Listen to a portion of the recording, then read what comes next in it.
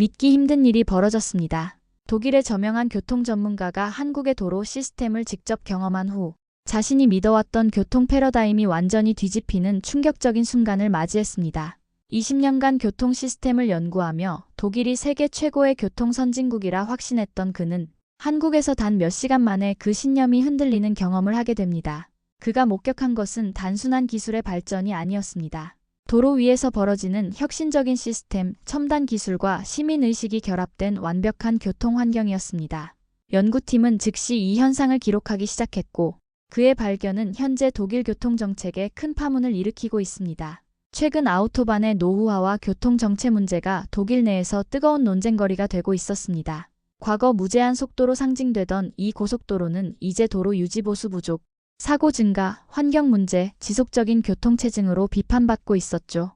저는 독일교통안전국 소속의 베테랑 교통 전문가 요한 베커로 20년 넘게 독일의 교통 시스템을 연구해온 사람입니다. 그런 저에게 큰 충격을 준 것은 뮌헨 공과대학교 도시공학 연구소에서 발표한 보고서였어요.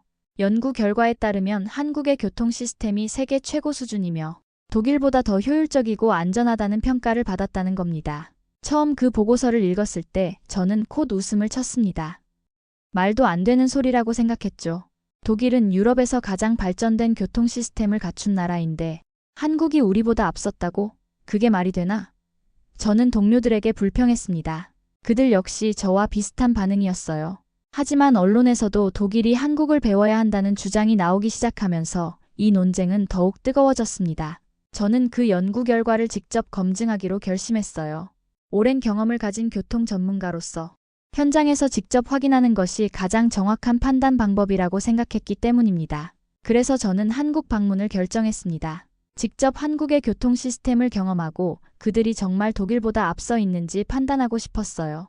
인천국제공항에 도착했을 때 첫 순간부터 저는 놀라움을 감출 수 없었습니다.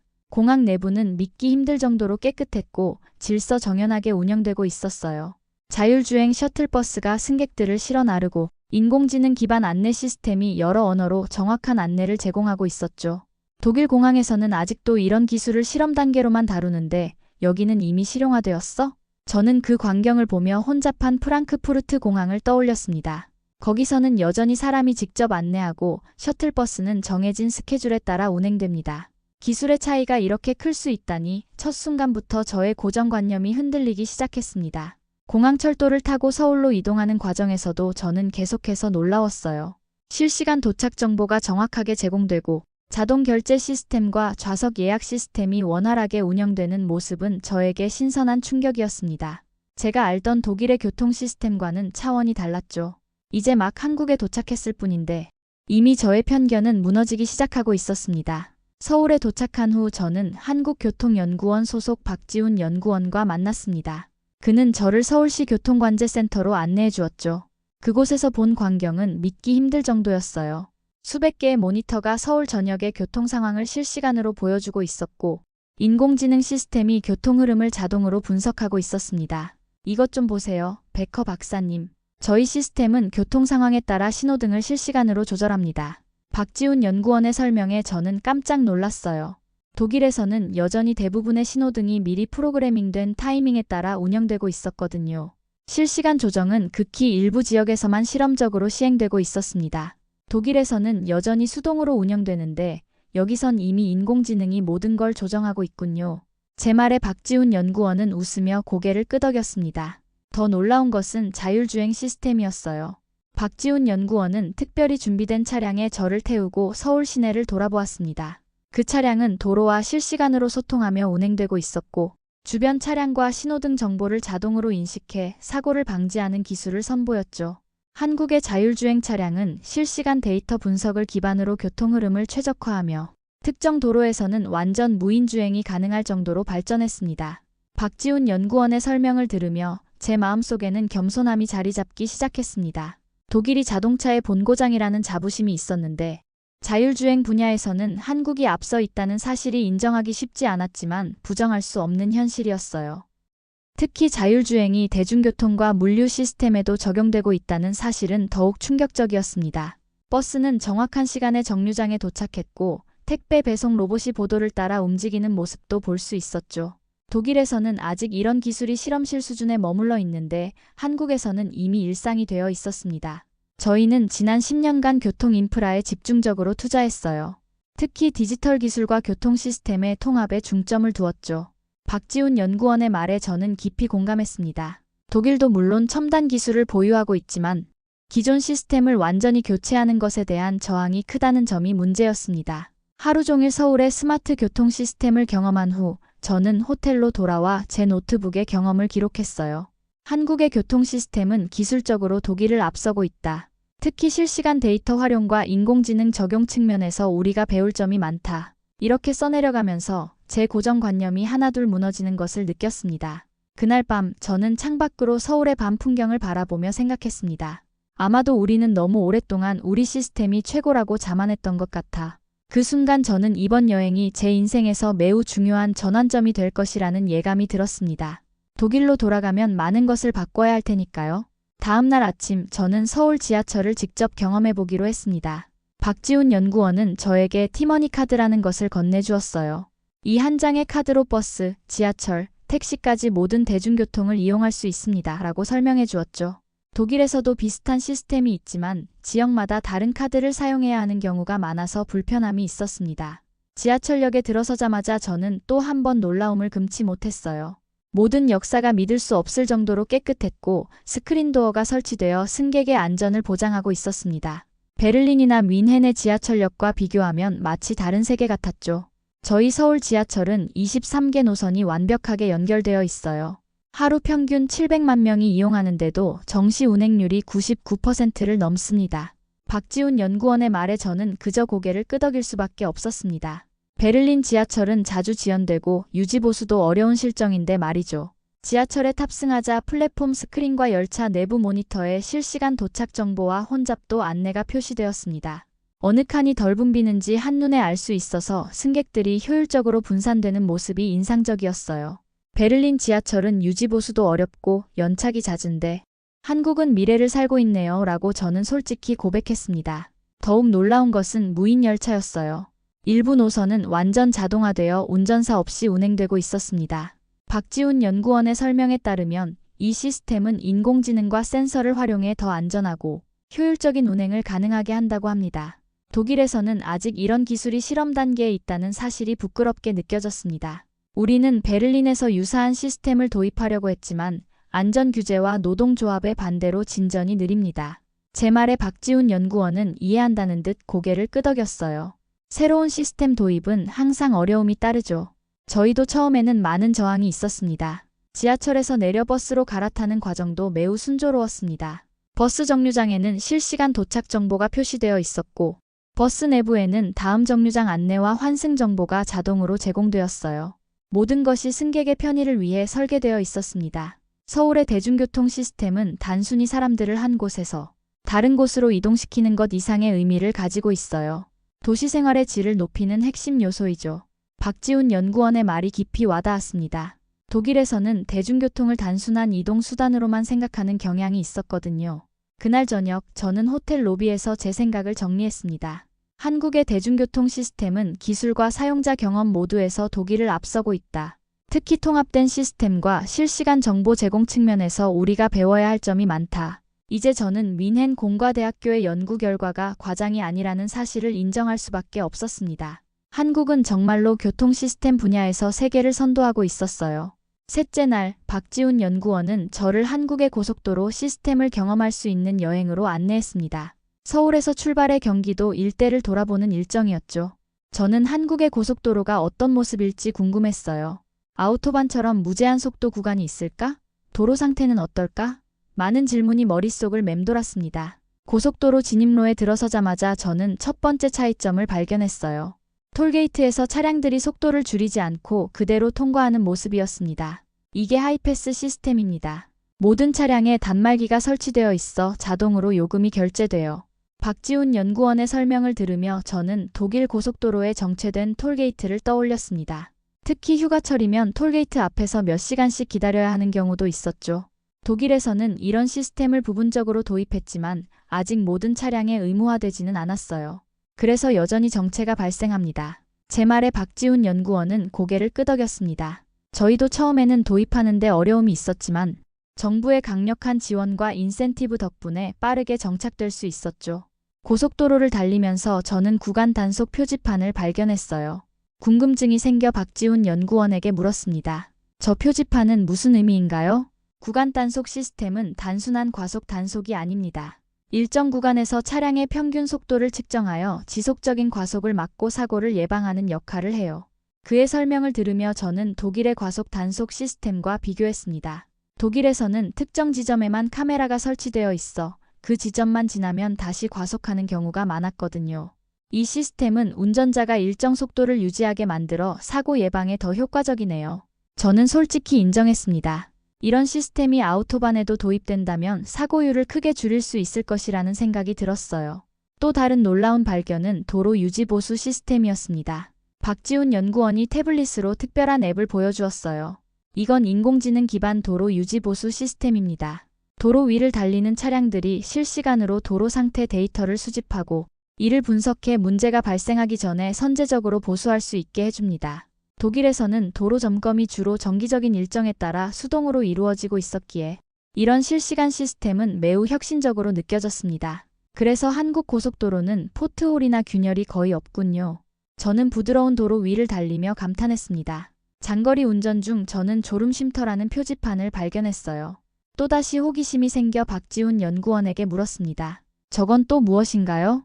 운전 중 졸음운전은 매우 위험합니다. 그래서 한국에서는 주요 고속도로마다 일정 간격으로 졸음쉼터를 설치해 운전자들이 안전하게 쉬고 갈 수 있도록 했어요. 그의 설명을 들으며 저는 독일 아우토반을 떠올렸습니다. 독일에는 대형 휴게소만 있어 피로를 느끼는 즉시 쉬기 어려운 경우가 많았거든요. 정말 실용적인 아이디어네요. 이런 단순하면서도 효과적인 시스템이 왜 독일에는 없을까요? 저는 스스로에게 물었습니다. 이날의 경험은 저에게 많은 생각거리를 주었어요. 한국의 고속도로 시스템은 단순히 차량을 빠르게 이동시키는 것을 넘어 안전과 효율성을 모두 고려한 통합적인 접근법을 취하고 있었습니다. 점심시간이 되자 박지훈 연구원은 저를 고속도로 휴게소로 안내했습니다. 독일의 라스트플라츠와 비슷한 개념일 거라고 생각했는데 실제로 보니 전혀 다른 세계였어요. 휴게소에 들어서자마자 저는 그 규모와 시설의 놀라움을 금치 못했습니다. 이곳이 평범한 휴게소인가요? 저는 호기심 가득한 목소리로 물었습니다. 마치 작은 쇼핑몰 같았거든요. 다양한 식당과 카페, 편의점, 심지어 지역 특산품 판매점까지 갖추고 있었습니다. 네, 한국의 고속도로 휴게소는 단순한 휴식 공간을 넘어 여행자를 위한 종합 서비스 시설로 발전했어요. 박지훈 연구원의 설명에 저는 고개를 끄덕였습니다. 독일의 휴게소는 대부분 간단한 식사와 화장실 정도만 제공하는 경우가 많았거든요.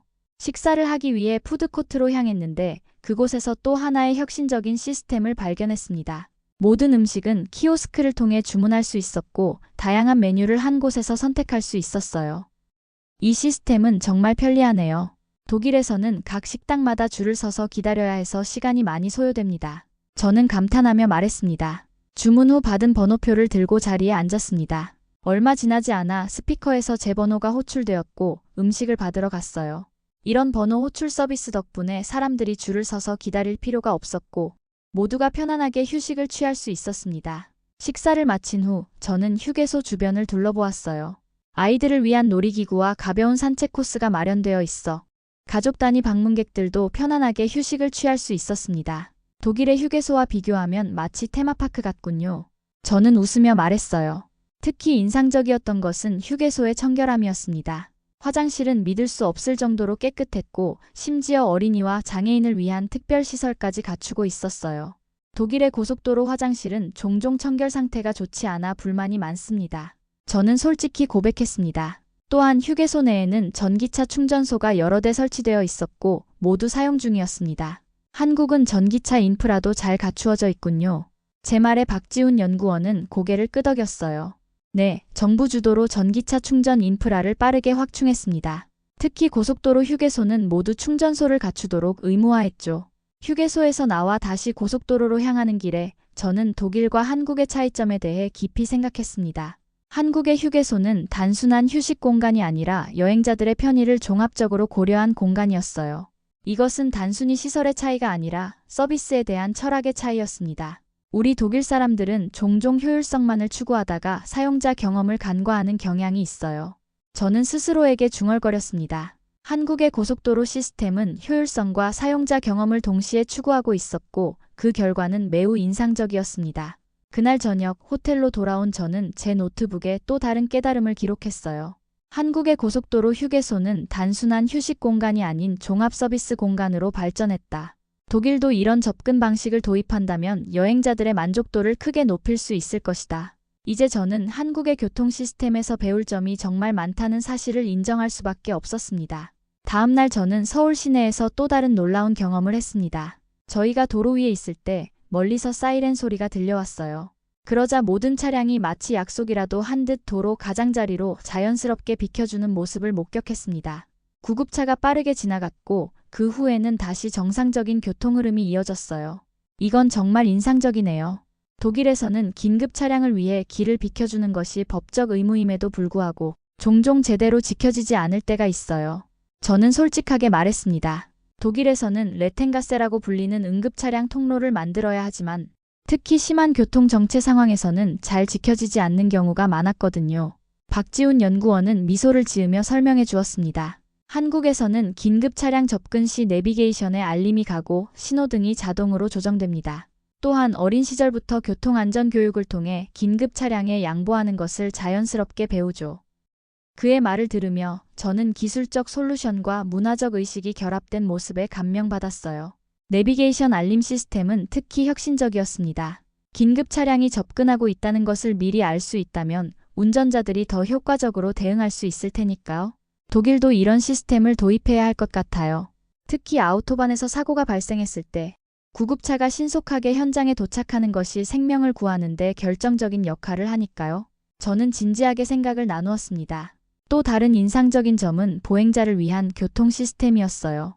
횡단보도에서는 신호등이 정확하게 작동했고 시각 장애인을 위한 음향 신호와 촉각 블록이 잘 설치되어 있었습니다. 또한 일부 횡단보도에는 스마트 센서가 설치되어 있어 보행자의 움직임을 감지하고 신호를 조절했어요. 이 스마트 횡단보도 시스템은 특히 노인과 어린이의 안전을 위해 설계되었습니다. 보행자가 천천히 걷는 것을 감지하면 신호 시간을 자동으로 연장해주죠. 박지훈 연구원의 설명에 저는 감탄했습니다. 독일에서는 대부분 고정된 시간으로 신호등이 작동하기 때문에 노약자들이 종종 어려움을 겪곤 했거든요. 서울 시내를 돌아다니며 저는 또 하나의 특이한 점을 발견했습니다. 버스 전용 차로가 매우 체계적으로 운영되고 있었어요. 독일에서도 버스 전용 차로가 있지만 종종 다른 차량들이 침범하는 경우가 많아요. 여기서는 어떻게 이렇게 잘 지켜지나요? 저희는 인공지능 카메라를 통해 버스 전용차로 위반을 자동으로 단속합니다. 또한 운전자들이 대중교통의 중요성을 인식하고 규칙을 존중하는 문화가 형성되어 있어요. 박지훈 연구원의 대답은 기술과 문화의 조화를 다시 한번 강조했습니다. 저는 호텔로 돌아오는 길에 깊은 생각에 잠겼어요. 한국의 교통 시스템은 단순히 좋은 기술을 도입한 것이 아니라 그 기술을 효과적으로 활용할 수 있는 사회적, 문화적 기반이 함께 발전한 결과였습니다. 이것은 독일이 배워야 할 중요한 교훈이었죠. 기술만으로는 충분하지 않아. 사람들의 인식과 행동 변화가 함께 이루어져야 진정한 혁신이 가능하다는 걸 깨달았어. 저는 제 일기장에 이렇게 적었습니다. 이제 저는 한국의 교통 시스템에서 기술적인 측면뿐만 아니라 사회 문화적 측면도 함께 배워야 한다는 사실을 깨달았어요. 그날 밤 저는 제 동료들에게 이메일을 보냈습니다. 한국의 교통 시스템은 우리가 생각했던 것보다 훨씬 더 발전되어 있습니다. 귀국 후 자세한 보고서를 작성하겠지만 우선 긴급 차량 우선 시스템에 대한 연구를 시작해주세요. 이 분야에서 우리가 즉시 배우고 적용할 수 있는 부분이 많습니다. 이제 저는 독일로 돌아가 변화를 이끌어낼 준비가 되어 있었습니다. 한국 방문의 마지막 날, 박지훈 연구원은 저를 서울시 빅데이터 캠퍼스로 안내했습니다. 이곳은 교통 데이터를 수집하고 분석하여 정책 결정에 활용하는 곳이었어요. 넓은 회의실에 들어서자 벽면을 가득 채운 대형 스크린이 저의 시선을 사로잡았습니다. 여기서는 서울 전역의 대중교통 데이터를 실시간으로 수집하고 분석합니다. 지하철과 버스의 이용량부터 택시 수요, 자전거 대여 현황까지 모든 데이터가 여기로 모여요. 박지훈 연구원의 설명을 들으며 저는 그 규모에 압도되었습니다. 독일에서도 물론 교통 데이터를 수집하지만 이렇게 통합적으로 관리하고 활용하는 시스템은 보지 못했거든요. 한 직원이 태블릿을 조작하자 대형 스크린에는 서울 지도가 나타났고 그 위에 빨간색, 노란색, 초록색 선들이 실시간으로 움직이고 있었습니다. 이것은 현재 서울 시내의 교통 상황을 보여주는 겁니다. 빨간색은 정체 구간, 초록색은 원활한 구간이에요. 이 데이터를 기반으로 버스 노선을 실시간으로 조정하기도 합니다. 정말 놀랍군요.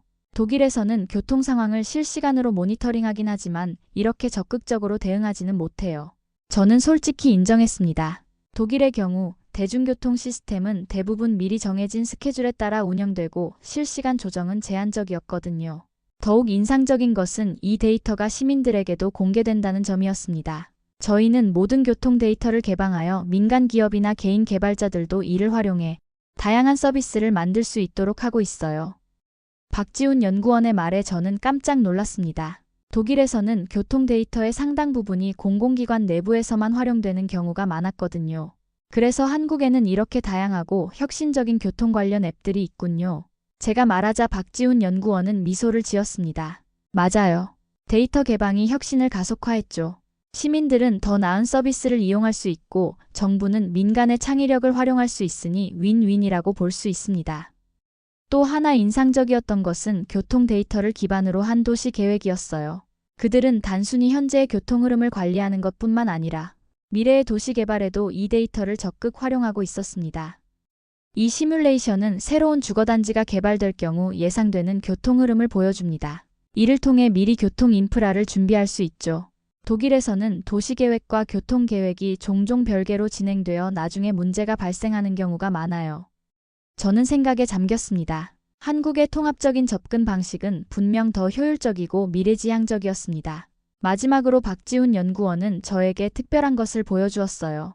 그것은 인공지능이 예측한 미래의 서울 교통 시스템 모델이었습니다. 저희는 현재 자율주행 전기버스와 드론 택시의 통합 운영을 위한 시뮬레이션을 진행 중입니다. 10년 내에 서울의 교통 시스템은 또 한 번 혁명적으로 변화할 거예요. 그의 말을 들으며 저는 독일의 미래를 걱정하기 시작했습니다. 우리가 기존의 시스템에 안주하는 동안 한국은 이미 다음 세대의 교통 시스템을 준비하고 있었거든요. 우리도 서둘러야 할 것 같습니다. 저는 조용히 중얼거렸습니다. 빅데이터 캠퍼스를 나오면서 저는 이번 방문이 제 인생에서 가장 중요한 전환점 중 하나가 될 것이라는 확신이 들었어요. 독일로 돌아가면 많은 것을 바꿔야 했습니다. 전통과 경험에 대한 자부심은 좋지만 그것이 혁신을 가로막는 장애물이 되어서는 안 된다는 교훈을 얻었거든요. 일주일간의 한국 방문을 마치고 독일로 돌아오는 비행기 안에서 저는 지난 며칠간의 경험을 정리하며 보고서를 작성했습니다. 한국의 교통 시스템이 독일보다 앞서 있다는 사실을 인정하는 것은 처음에는 쉽지 않았지만 이제는 그것을 인정하고 배우는 것이 독일의 발전을 위한 첫걸음이라는 확신이 들었어요. 프랑크푸르트 공항에 도착하자마자 저는 한국의 인천공항과 독일 공항의 차이점을 더욱 분명하게 느낄 수 있었습니다. 사람들이 긴 줄을 서서 기다리고 안내 시스템은 여전히 아날로그 방식에 의존하고 있었죠. 이제 이런 모습이 눈에 더 확연하게 들어오는군. 저는 혼잡한 공항을 빠져나오며 생각했습니다. 베를린으로 돌아온 후 저는 즉시 독일 교통안전국에 긴급 회의를 요청했어요. 회의실에는 교통부 장관을 비롯한 주요 정책 결정자들이 모였습니다. 그들은 제 보고서에 큰 관심을 보였고 특히 한국의 자율주행 시스템과 통합 대중교통 관리에 대해 많은 질문을 했습니다.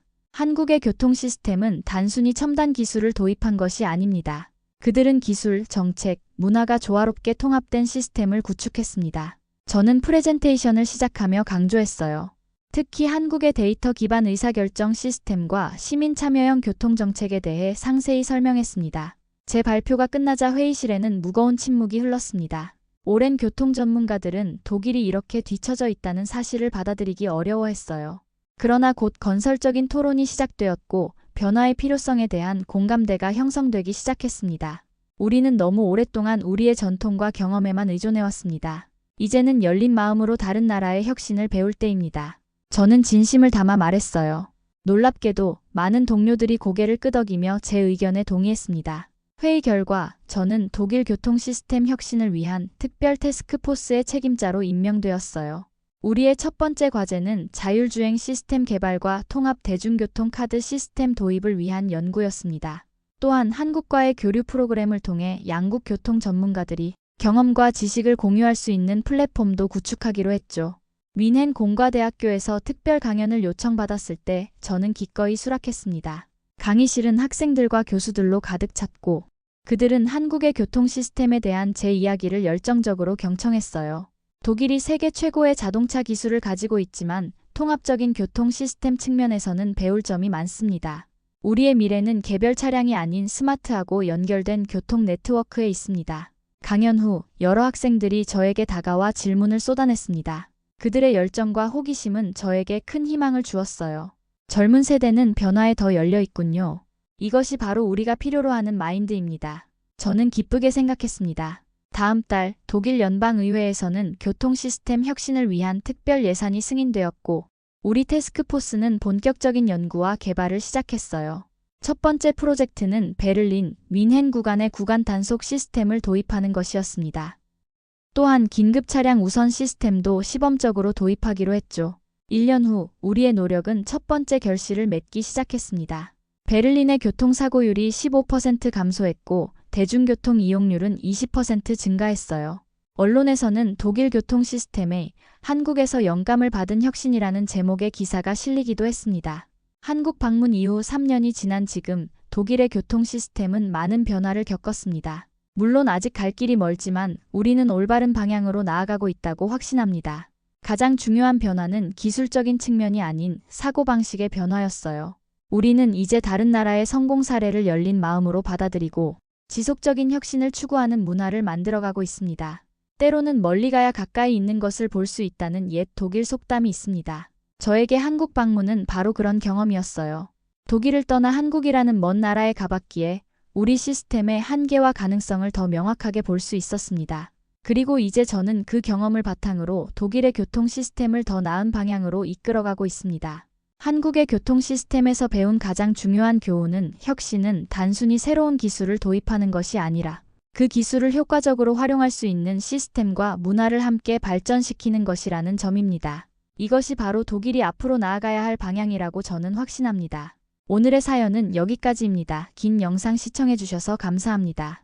끝까지 시청해주신 모든 분들 고맙습니다. 더 좋은 영상으로 찾아뵐게요. 지금까지 TV 감동 스토리였습니다.